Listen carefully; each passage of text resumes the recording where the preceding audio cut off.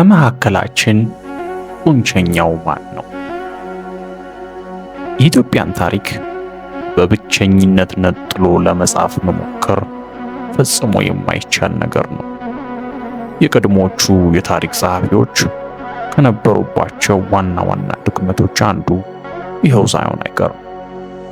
በሥርዓተ አስተሳሰብ መርህ መሠረት ሁሉም ነገሮች እርስ በርሳቸው የተሳሰሩ ናቸው።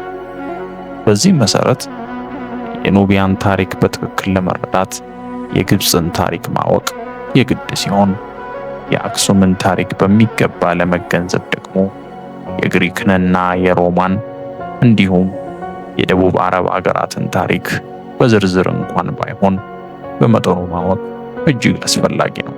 እነዚህ ሁለት የጥንት መንግስታት ግብፅና ኑቢያ ለየብቻቸው ንግድና ስልጣኔ እየተለዋወጡ ሲኖሩ የሃይማኖት አምልኳቸውም ጭምር በጋራ ለሚጠቀሙበት ለታላቁ የአባይ ወንዝ ክብር በመስጠትና ወንዙን በማምለክ ረገድ በእጅጉ ይመሳሰል ነበር። ይህ በሥርዓተ አስተሳሰብ ውስጥ የምናየው አንዱ በሌላው የመደገፍ ሕግ በወቅቱ በነበረው የስልጣኔ ደረጃ ላይም በግልጽ ይታይ ነበር።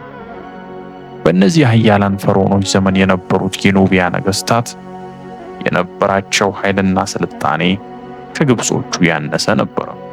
ስልጣኔያቸው ራሱ ከግብጽ የመነጨ በመሆኑ ከነዚያ ፈርዖኖች ጋር ለመወዳደርና ለመመከት የነበራቸው አቅም ፈጽሞ አልፈቀደላቸውም ነበር።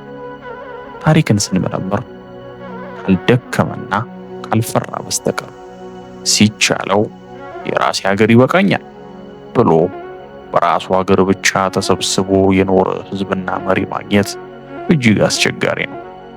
ብዙ ጊዜ በሰው መገዛት መሮኛል፣ እኔም የሰው ሀገር አልወረም የሚለው ወገን ለመውረር አቅሙን ያልተማመነው ብቻ።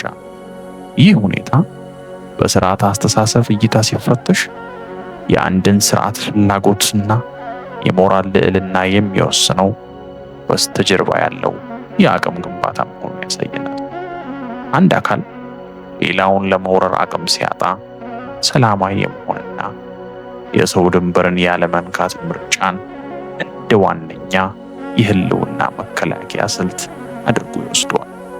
ነገር ግን ያው ደካማ ስርዓት አቅሙ እያደገ ሲሄድ የአስተሳሰብ ሞዴሉ ተቀይሮ ወደ መስፋፋትና ወደ መውረር ሊያመራ እንደሚችል ታሪክ በተደጋጋሚ አሳይቶናል። ይህም የሚያሳየው የሰው ልጅ ሰላምን ምርጫ የሚያደርገው ካለው የሞራል ጥንካሬ ይልቅ አቅም ካለመታመኑ የሚመነጭ መሆኑ። ምክንያቱም አቅም ሳይኖር ወረራ ውስጥ መግባት የሥርዓቱን መፈራረስ ያስከትላል። ስለዚህ እኔ ሰላማዊ ነኝ፣ የሰው ሀገር አልፈልግም የሚለው ትረካ ሥርዓቱ ራሱን ከአደጋ ለመጠበቅ የሚጠቀምበት የውስጥ የመከላከያ ዘዴ ሊሆን ይችላል።